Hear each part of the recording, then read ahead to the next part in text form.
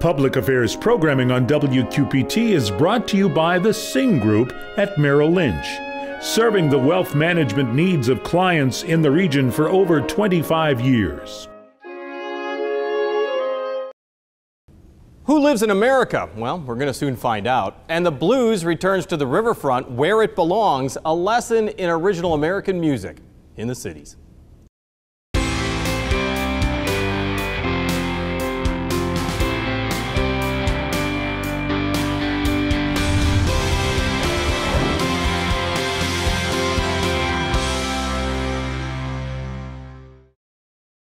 It's in the Constitution, and it stirs deep debates every 10 years. Once again, the government is going to count us. But conducting the 2020 census doesn't just happen overnight. It is already in the works, and it's already having an impact. And joining us is Bi-State Regional Commission Planner Gina McCullough and Program Director with the Doris at Victor Day Foundation, Laura Fontaine. Thank you both for joining us. Thank you for having us. Yes. This is so easy. Just count people, add it up, and you're done. Well, that is what the census would like. It's the U.S. Department of Commerce Census Bureau that counts us, and counts matter. We are trying to encourage people to participate, and we're less than 2 years away. Census Day is April 1st, 2020.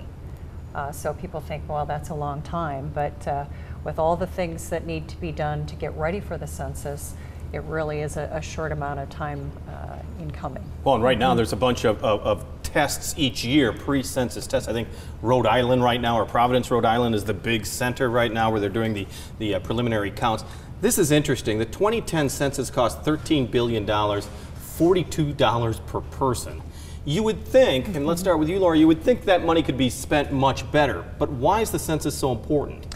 Well, it's besides the fact that it's part of our Constitution, and it's everyone, should be counted. We're trying to get a fair and accurate count, but millions or billions rather of federal dollars are at stake. So if people don't fill out the census, then we're losing money for infrastructure, for the hospitals, for schools. And you can also talk about reapportionment because you lose congressional districts, especially in Illinois. We've seen it in Iowa as well, so representation on the national stage gets diminished or increased. So there's a lot of controversy, though, of course, on how you do the count, and that's, I guess, where we get to right now, is that they've always looked for ways to do it cheaper and also to count the people who are undercounted. Is there a great deal of undercounted in our area? Well, I think Laura could speak to that. I guess overall, I think one of the things the Census Bureau is going to work towards is moving into greater technology data collection, which will help reduce the cost. So they're introducing more technology in how they collect it. The forms will go out to every household in the United States, and then people will have the opportunity of doing it online or sending it back by mail.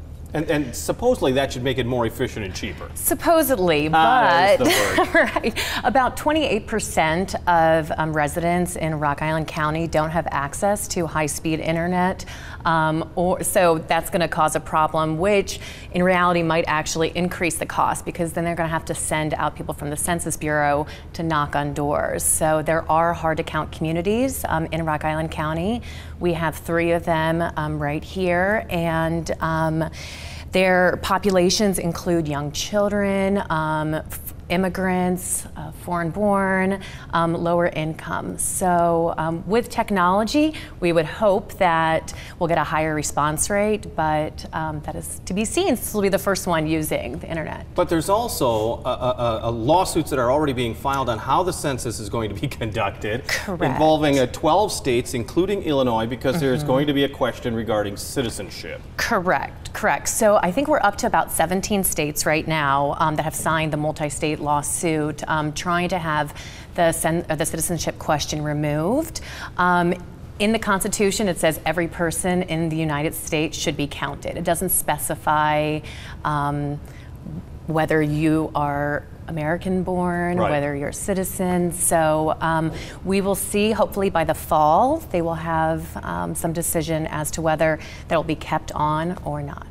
Well, and we were talking about the importance of counting everybody because every single citizen counts monetarily or in so many different ways. Right.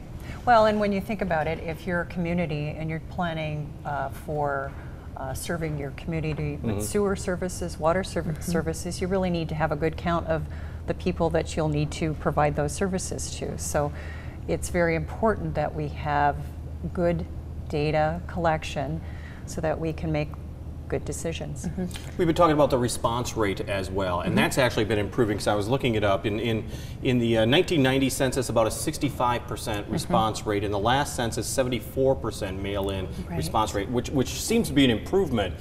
But you're still talking about 26% that are not counted, and that's where the door-to-door comes from. Correct, correct. And there's hard-to-count communities, which are 73% or less self-respondents. So the three here in Rock Island County, some of them are down to 60%, but then we have other in census tracts that are up to 80, 90%. So it really varies in our area. Well, and let's be honest, in the areas that might have the lowest response rate are some of the neighborhoods that might need the greatest services. Correct. Is that a stereotype, or is that somewhat accurate? I think that's accurate, but I think that every area needs the census dollars. So if one person doesn't fill out the census in our county, we're looking at a loss of $18,000 per person over 10 years. So 100 people don't fill out the census, that's $1.8 million that our community is going to lose. So what's being done now locally in order to prepare for the census? Well, through Bi-State, we're assisting our communities with the mapping side, getting some of the information as far as addresses correct, helping them with that, also getting the geographic boundaries correct of each of the communities so that the bucket that you're putting those people in basically are correct and accurate. And so we'll be assisting with those things in the probably next 6 to 9 months, and then it's helping them educate and provide the information about the census out to the communities so that everybody's aware that it will be taking place. And the Day Foundation is going to be ramping up pretty much community involvement and community education in the months ahead. Correct. So we are just in the beginning stages of our educational outreach. So we have partnership with Bi-State, and we're working with the mayors now to hopefully form some committees. And our first step, the 2018 into 2019, is to do the education. Why is filling out the census important? It benefits everybody. So from businesses to the schools to the hospitals to infrastructure. So it gets to a point where we're at the year 2018 and you're wondering how important this every 10-year census is going to be. We are more market analyzed. They know where I park right now. There's GPS probably attached somewhere to my earlobe, So I mean, is it getting to a point where the census is just becoming antiquated? I think the market data is collected and very specifically related to our consumer patterns, where a lot of the businesses that are out there that utilize data, the core or the basis of that is our national census. The U.S. Bureau of Census does an economic survey, they do a government survey, so they do a number of things, and they've taken what was often referred to as the long form on the 10-year census and started to survey on an annual basis to get that more detailed information. And so it has to be done. It has to be done because that's how they determine where the federal dollars are going to go. And it's in the Constitution. It is in the Constitution. We can't ignore that part. Right. And it's also, I mean, small businesses, if Trader Joe's is going to look to set up shop in Rock Island, they are going to see, are we losing population? Are we gaining population? The census can determine that. What is our, the median household income? So these are really important facts for businesses to look when they're coming to our community. Because it ends up, especially for Bi-State, it ends up an area where you really mine the information, and as you said, it's planning. But is it more than just planning for transportation? What type of planning information do you get? Well, we work with our communities to develop comprehensive plans. What's their futures going to look like? And so we use the census information to determine, well, how many people do we have today, and how many do we expect in the future, and how much should they grow, and how will they serve those residents in the future? Planning. True planning. Yeah. We're going to hear a lot more about the census in the next 18 months, so it's not something that people just heard about today, and that's the last thing we're going to hear about. Right. That's what I thought. Laura Fontaine with the Doris and Victor Day Foundation, Gia McCullough from Bi-State Regional Planning. Thank you so much for joining us. You're welcome. It. Still ahead, getting the blues. But first, the waning days of June, and Laura Adams doesn't want you to miss any of it. She has some great ideas of what you and your friends and family could do if you want to go out and about. This is Out and About for June 25th through July 1st. Hi, I'm Laura Adams.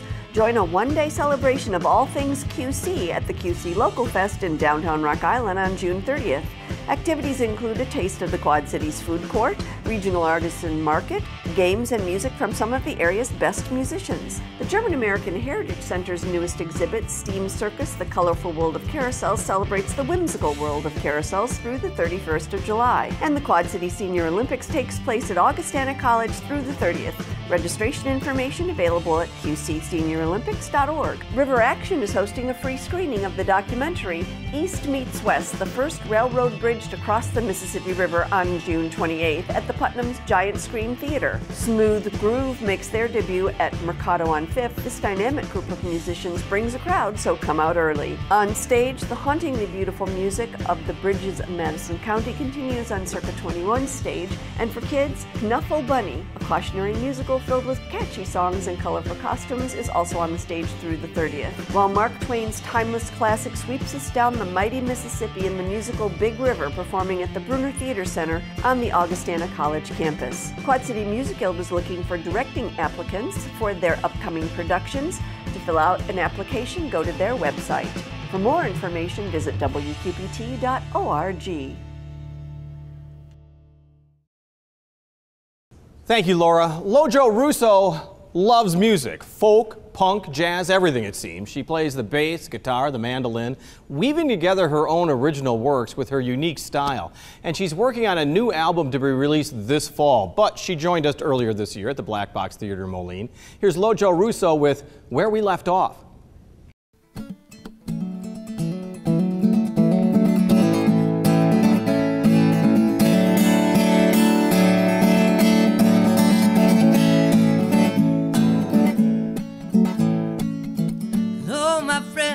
It's been a while since I seen your face, man, I missed your smile. How's the wife and the kids? Oh man, are they getting big? Seems like just yesterday we were kids ourselves, raising heaven and hell. Those were the days. Well,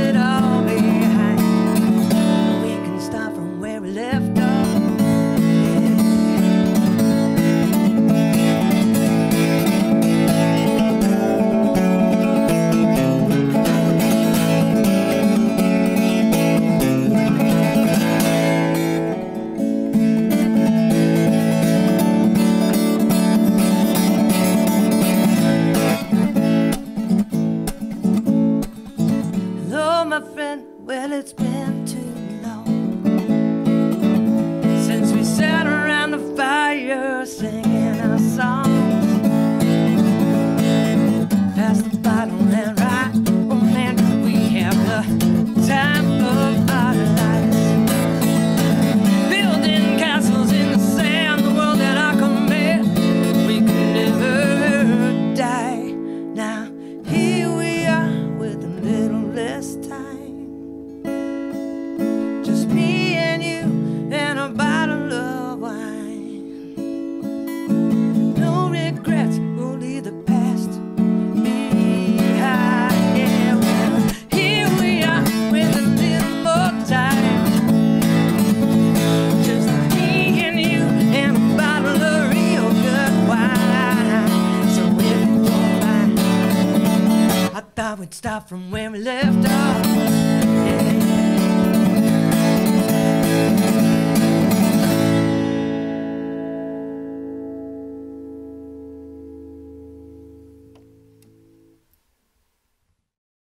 Lojo Russo, where we left off. Now, Lojo's next concert is July 5th at Lumpy's in the village of East Davenport. It's also time for the blues and the 4th of July tradition on the Davenport Riverfront Blues Fest.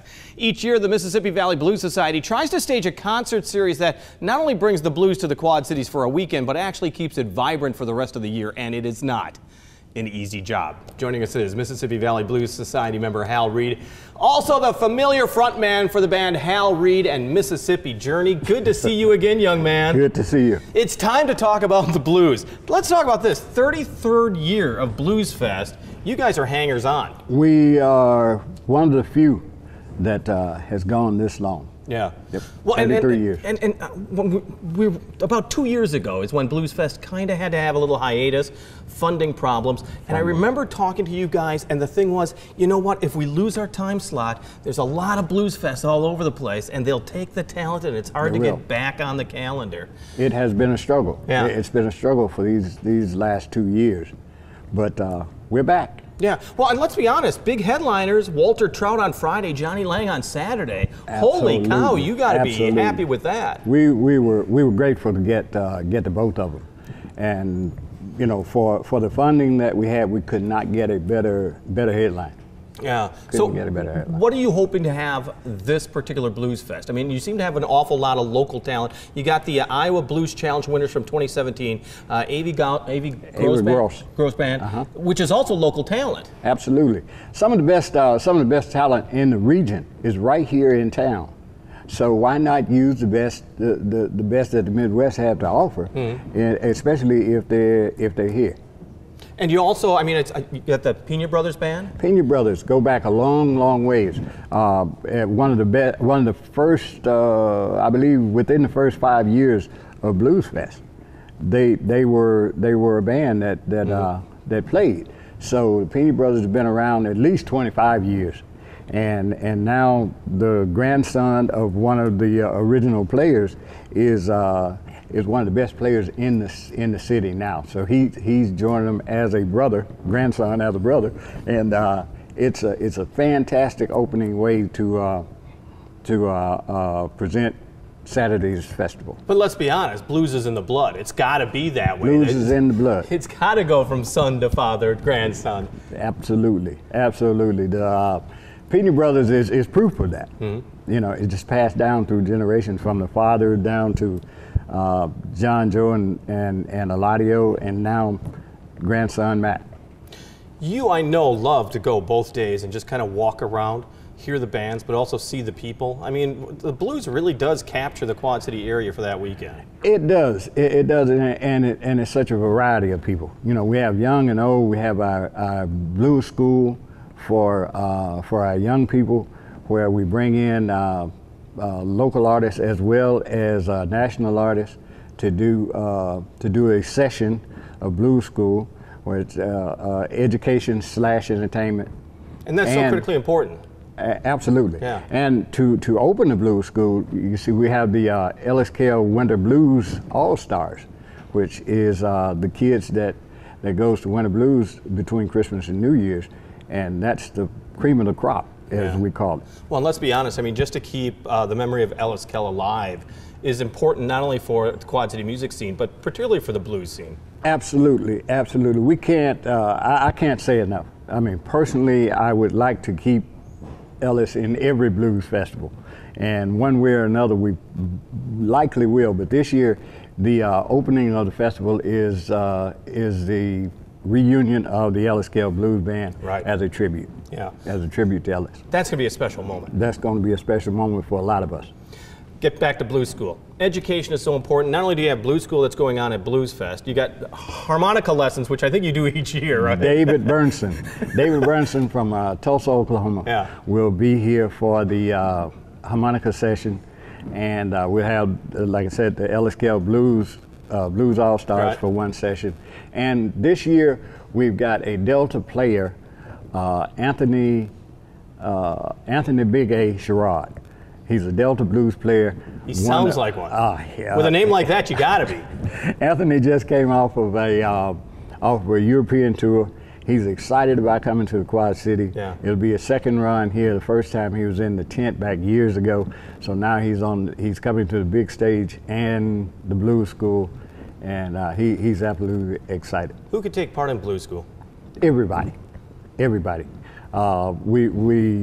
normally have the young people that does the harp session, where we give away harmonicas. We've got individual instructions. We take them in groups. We take them the whole session, you know. But anybody can be in the Blues School.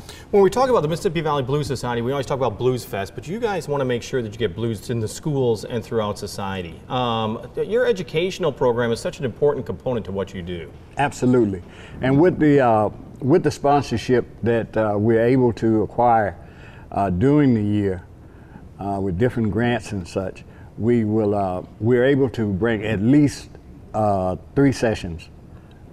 It was 4 to 5, but you know, funding has been cut. Like everything else, funding was cut, and so now we're at at least 3 sessions per year that we bring the artists into the schools. And I thought was interesting is that one of the things that you offer educators in schools, but you offer to the general public, is the Blues Anthology Project, which is not only what is it about I want to say a 200-some page booklet, but it's also a CD. It's really a great education of all that the blues is, are, and was. And what, absolutely. We're trying now to put together the updated version of the anthology. That program is kind of ongoing and has been in process for the last year. So we will have some of our anthologies at Blues Fest this year, and they can, you know, you can pick it up there. Once again, you can pay for it, but some people can get it for free as well, as far as educators are concerned. Yes. If you want to get more information about that, you just go to the Mississippi Valley Blues Society webpage. It just shows you that Blues Fest is more than just a weekend of music. It's more than just a weekend. It's more than just a party, you know. But we don't want to diminish the party. We don't diminish the party by any means, but we want everybody to know that this is an ongoing thing. Next year's festival will be starting to be set up in August of this year. Yeah. So it's an ongoing thing. Hal Reed, thanks so much. Thank you. We appreciate it. Have fun at the Blues Fest. WQPT is also doing its part to support the military men and women in the cities who are serving our nation. We call it Embracing the Military, and the Army MWR is sponsoring a bus trip to Taste of Chicago for military men and women on July 14th. The bus leaves the Quad Cities at 6:30 that morning, makes a drop-off at 2 locations at Taste, 1 stop at Navy Pier. The bus then picks you up at 5 for a return trip home, because that's important. It's just $41 per person. Entry to Taste of Chicago is free. You can reserve your seats now by contacting the Army's MWR office before it is fully booked. And I'm told the seats go fast. On the air, on the radio, on the web, and on your mobile device. Thanks for taking some time to join us as we talk about the issues on the cities.